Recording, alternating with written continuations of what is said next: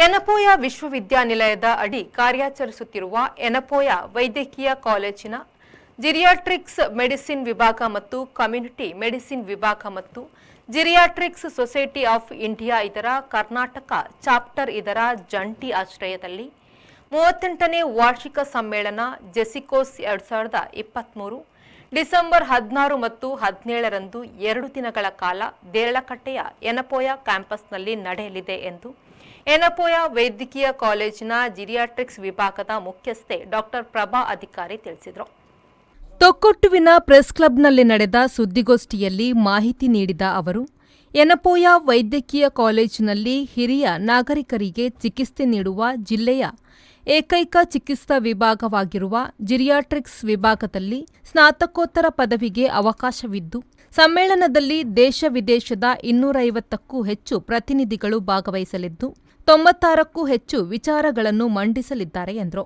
ಜಿರಿಯಾಟ್ರಿಕ್ಸ್ ವಿಭಾಗದಲ್ಲಿ 2 ರೀತಿಯ ಚಿಕಿತ್ಸೆಯನ್ನು ಹಿರಿಯ ನಾಗರಿಕರಿಗೆ ನೀಡಲಾಗುತ್ತಿದ್ದು, ಕ್ಲಿನಿಕಲ್ ಜಿರಿಯಾಟ್ರಿಕ್ಸ್ ಕಾಯಿಲೆಗಳಿಗೆ ಚಿಕಿತ್ಸೆ ನೀಡಿದರೆ, ಕಾಯಿಲೆ ಬರುವುದಕ್ಕೆ ಮುಂಚೆಯೇ ಮುಂಜಾಗ್ರತಾ ಕ್ರಮವಾಗಿ ಕಾಯಿಲೆಯನ್ನು ತಡೆಗಟ್ಟುವ ನಿಟ್ಟಿನಲ್ಲಿ ಚಿಕಿತ್ಸೆಯನ್ನು ನೀಡುತ್ತಿದ್ದು, ಸಮ್ಮೇಳನದಲ್ಲಿ ಈ ವಿಚಾರದಲ್ಲಿ ವಿಷಯ ಮಂಡನೆಯಾಗಲಿದೆ ಎಂದರು.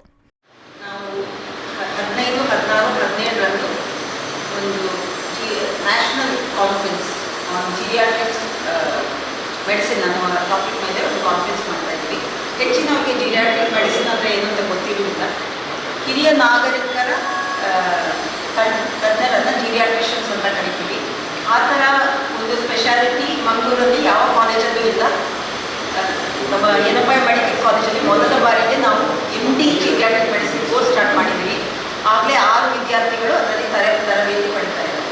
ಸೊ ಈ national conference geriatric society of India ಅಂತ ಒಂದು 36 ವರ್ಷದಿಂದ ನಡೆಸ್ಕೊಂಡು ಬರ್ತಾ ಇದೆ. ಅದರಲ್ಲಿ ಅನೇಕ ತಜ್ಞರಿದ್ದಾರೆ ಹಿರಿಯ ನಾಗರಿಕರ ಕಾಯಿಲೆಗಳ ವಿಷಯದಲ್ಲಿ. ಸೊ ಅವರ ಕಾನ್ಫರೆನ್ಸನ್ನು ನಾವು ಯನಪೋಯ ಮೆಡಿಕಲ್ ಕಾಲೇಜ್ ಹೋಸ್ಟ್ ಮಾಡ್ತಾ ಇದೆ. ಸೊ 15ರಿಂದ 17ರವರೆಗೆ ಈ ಕಾನ್ಫರೆನ್ಸ್ ನಡೆಯಲಿದೆ. ಸುಮಾರು 250 ಪಾರ್ಟಿಸಿಪೆಂಟ್ಸ್ ತಮ್ಮ ಅನುಭವವನ್ನು ಹಂಚಿಕೊಳ್ತಾರೆ. ಹಿರಿಯ ನಾಗರಿಕರ ಕಾಯಿಲೆಗಳ ಬಗ್ಗೆ ಆಗಿರ್ಬೋದು ಅಥವಾ ಅವರು ಮಾಡಿದ ಸಂಶೋಧನೆಗಳಿರ್ಬೋದು, ಅದನ್ನೆಲ್ಲ ಅವರು ಪ್ರೆಸೆಂಟ್ ಮಾಡ್ತಾರೆ. 900ಕ್ಕೂ ಹೆಚ್ಚು ಸ್ಪೀಕರ್ಸ್ ಅಂದರೆ ಲೆಕ್ಚರ್ಸ್ ಕೊಡೋರಿದ್ದಾರೆ. ಅದಲ್ಲದೆ ಆ ಲೆಕ್ಚರನ್ನು ಮಾಡ್ರೇಟ್ ಮಾಡುವಂಥ ಎಕ್ಸ್ಪರ್ಟ್ ಕೂಡ ಇದ್ದಾರೆ. ಜಿರಿಯಾಟ್ರಿಕ್ಸ್ ಸ್ನಾತಕೋತ್ತರ ವಿಭಾಗದ ಮುಖ್ಯಸ್ಥ ಡಾಕ್ಟರ್ ಕಿಶೋರ್ ಉಬ್ಬರಂಗಳ ಮಾತನಾಡಿ, ಭಾರತ ಸರ್ಕಾರ ಜಿರಿಯಾಟ್ರಿಕ್ಸ್ಗೆ ಹೆಚ್ಚಿನ ಆದ್ಯತೆ ನೀಡುತ್ತಿದ್ದು, ಹಿರಿಯ ನಾಗರಿಕರಿಗೆ ಚಿಕಿತ್ಸೆ ನೀಡುವ ಈ ವಿಭಾಗವನ್ನು ಎಲ್ಲ ಜಿಲ್ಲಾ ಆಸ್ಪತ್ರೆಗಳಲ್ಲಿ ಆರಂಭಿಸುತ್ತಿದ್ದು, ಈ ವಿಭಾಗದಲ್ಲಿ ಹಿರಿಯ ನಾಗರಿಕರ ಕಾಯಿಲೆಗೆ ಚಿಕಿತ್ಸೆ ನೀಡುವ ನಿಟ್ಟಿನಲ್ಲಿ ಈ ಸಮ್ಮೇಳನದಲ್ಲಿ ಹೆಚ್ಚು ಪುನಶ್ಚೇತಪಡಿಸುವ ನಿಟ್ಟಿನಲ್ಲಿ ಹೆಚ್ಚು ಆದ್ಯತೆ ನೀಡಲಾಗುತ್ತಿದೆ. ಈ ವಿಭಾಗದಲ್ಲಿ ಸಾಮಾಜಿಕ ಕಾರ್ಯಕರ್ತರೊಂದಿಗೆ ವೈದ್ಯಕೀಯ ಚಿಕಿತ್ಸೆಯ ಎಲ್ಲ ವಿಭಾಗಗಳು ಒಳಗೊಂಡಿದ್ದು, ಹಿರಿಯ ನಾಗರಿಕರಿಗೆ ಪರಿಣಾಮಕಾರಿ ಚಿಕಿತ್ಸೆ ನೀಡುವ ನಿಟ್ಟಿನಲ್ಲಿ ಯೋಜನೆ ರೂಪಿಸಲಾಗುತ್ತಿದೆ ಎಂದರು. ಜಿರಿಯಾಟ್ರಿಕ್ಸ್ ಅಂತ ಹೇಳೋದು ಪ್ರತ್ಯೇಕ ಸ್ಪೆಷಾಲಿಟಿಯಾಗಿ ಬರ್ತಾ ಇದೆ ಭಾರತದಲ್ಲಿ. ಭಾರತ ಸರ್ಕಾರ ಅದಕ್ಕೆ ತುಂಬ ಪ್ರಾಮುಖ್ಯತೆ ಕೊಡ್ತಾ ಉಂಟು. ಈಗ ಕಳೆದ ಕೆಲವು ವರ್ಷಗಳಲ್ಲಿ ಎಲ್ಲ ಜಿಲ್ಲಾ ಆಸ್ಪತ್ರೆಗಳಲ್ಲೂ ಅದರ ಕೇಂದ್ರಗಳನ್ನು ಶುರು ಮಾಡಿದ್ದಾರೆ. ಇದು ನಮಗೆ ಜಿರಿಯಾಟ್ರಿಕ್ಸ್ ಅಂತ ಹೇಳಿದರೆ ಸಾಧಾರಣ ನಮಗೆ ಸುಲಭದಲ್ಲಿ ಅರ್ಥವಾಗುವ ಹಾಗೆ ಸೀನಿಯರ್ ಸಿಟಿಸನ್ಸ್ ಅಂತ ಹೇಳ್ಬೋದು. ಅಂದರೆ 60ರ ಮೇಲೆ 65 ಮೇಲೆ ಇರುವ ವಯಸ್ಕರು, ಅವರಿಗೆ ಕಾಯಿಲೆ ಬರುವಾಗ ನಾವು ಜನರಲ್ ಮೆಡಿಸಿನಲ್ಲಿ ಚಿಕಿತ್ಸೆ ಕೊಡ್ತೀವಿ. ಜನರಲ್ ಮೆಡಿಸಿನಲ್ಲಿ ಚಿಕಿತ್ಸೆ ಕೊಡೋದು ಅಂದರೆ ನಾವೆಲ್ಲರೂ ಜನರಲ್ ಮೆಡಿಸಿನ್ ಕಳೆದು MD ಮಾಡಿ ಬಂದವರು. ನಾನು ಮೇಡಮ್ ಇಲ್ಲ. ಈ ಸ್ಪೆಷಾಲಿಟಿ ಇತ್ತೀಚೆಗೆ ಒಂದು ಸ್ಪೆಷಾಲಿಟಿ ಆದ ಕಾರಣ ಹೆಚ್ಚು ಸ್ಪೆಷಲಿಸ್ಟ್ ಭಾರತದಲ್ಲೇ ಇಲ್ಲ. ಭಾರತದಲ್ಲಿ ಕೆಲವು ಬೆರಳಿಕೆಯ ಸ್ಪೆಷಲಿಸ್ಟ್ ಮಾತ್ರ ಇದ್ದಾರೆ. ನಮ್ಮ ಅಸೋಸಿಯೇಷನು ಅದೇ ರೀತಿ ಸಣ್ಣ ಅಸೋಸಿಯೇಷನ್, ನಾವು ಇದನ್ನು ಪ್ರಚುರಪಡಿಸಲಿಕ್ಕೆ ನಾವು ಉತ್ಸುಕರಾಗಿದ್ದೇವೆ.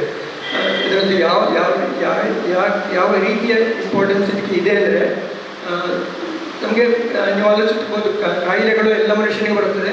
ಅದು ಪ್ರಾಯ ಆದ ಹಾಗೆ ಅವರಿಗೆ ಮೊದಲನೇ ಕಾಯಿಲೆಗಳು ಇದ್ದದ ಒಟ್ಟಿಗೆ ಕೆಲವು ಎಕ್ಸ್ಟ್ರಾ ಕಾಯಿಲೆಗಳು ಸೇರಿಕೊಳ್ತವೆ. ಅದು ಒಂದು ಚಲನೆಗೆ ತೊಂದರೆ ಆಗುವಂಥದ್ದು, ಮರೆಗುಳಿತನ, ಮತ್ತು ಪ್ರಾಯ ಸಹಜವಾಗಿ ಬರುವ ಬೋನ್ಗೆ ಬರುವ ಡಿಜನರೇಟಿವ್ ಪ್ರಾಬ್ಲಮ್ಸ್ ಎಲ್ಲ ಆಗುವಾಗ ಅವರಿಗೆ ಸಾಧಾರಣ ಆಕ್ಟಿವಿಟೀಸ್ ಆಫ್ ಇಂಡಿಪೆಂಡೆಂಟ್ ಲಿವಿಂಗ್ಗೆ ತುಂಬ ಕಷ್ಟ ಆಗ್ತದೆ. ಅದಕ್ಕೆ ಅವರಿಗೆ ಹೆಲ್ಪ್ ಬೇಕಾಗ್ತದೆ. ಸುದ್ದಿಗೋಷ್ಠಿಯಲ್ಲಿ ಯನಪೋಯ ವೈದ್ಯಕೀಯ ಕಾಲೇಜಿನ ಜಿರಿಯಾಟ್ರಿಕ್ಸ್ ವಿಭಾಗದ ಸಮುದಾಯ ಆರೋಗ್ಯ ಅಧಿಕಾರಿ ಡಾಕ್ಟರ್ ಪೂನಂ ನಾಯಕ್ ಉಪಸ್ಥಿತರಿದ್ದರು. ಆರಿಫ್ ಕಲ್ಕಟ್ಟ, ವಿ4 ನ್ಯೂಸ್, ದೇರಳಕಟ್ಟೆ.